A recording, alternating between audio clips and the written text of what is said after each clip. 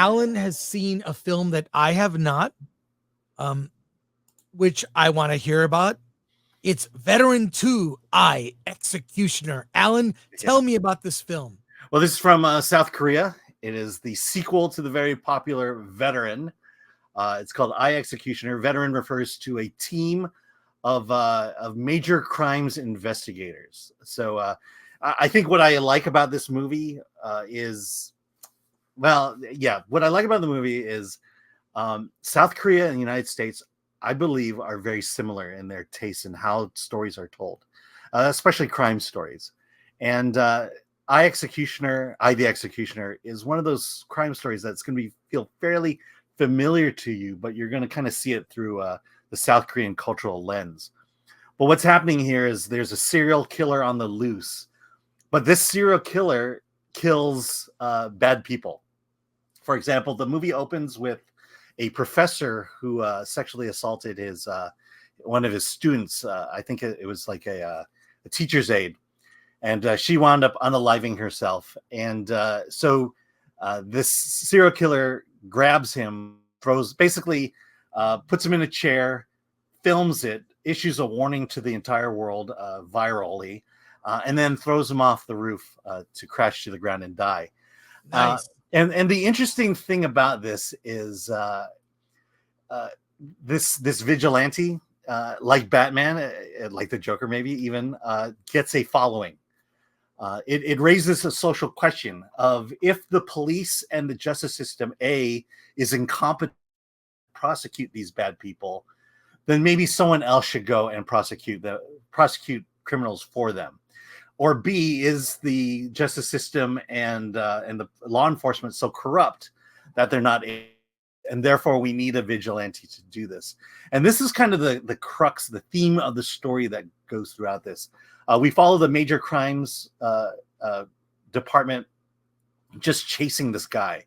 When they find out his MO, they figure out who the next target will be, and they put this guy into protective custody, hoping to flush out the serial killer. And two things happen: one, they flush him out, and B, the guy gets killed anyways. And then what's also interesting is the revelation of who the serial killer is, which happens halfway through the movie. And once that revelation occurs, the entire movie changes. When I say it's similar to American films, you got your chases, you got a good car chase, a lot of parkour. That's where a lot of the action comes in. There's a tumble down a very long flight of stairs that is very brutal.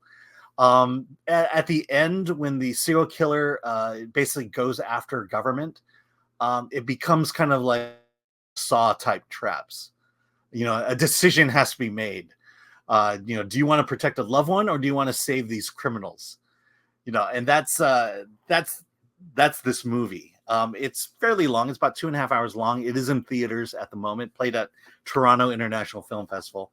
I recommend it. Like I said, I like South Korean movies because they feel like American movies. They're just unencumbered by political correctness and wokeness. There's two women in this that a Hollywood studio exec would say you can't have that, and that's what I mean by unencumbered. Are they hot? They're okay. They're okay. I'm just, I agree with you. I love Korean films, and it's like you're right. They don't care about woke nonsense. They do. I'll say this: Korean films do American movies better than America does American movies, especially crime thrillers, especially crime thrillers like this. It's fairly standard when it comes to a crime thriller, but I think it's better than what you'll see. It's, I'll liken this to Bad Boys, the last one we saw.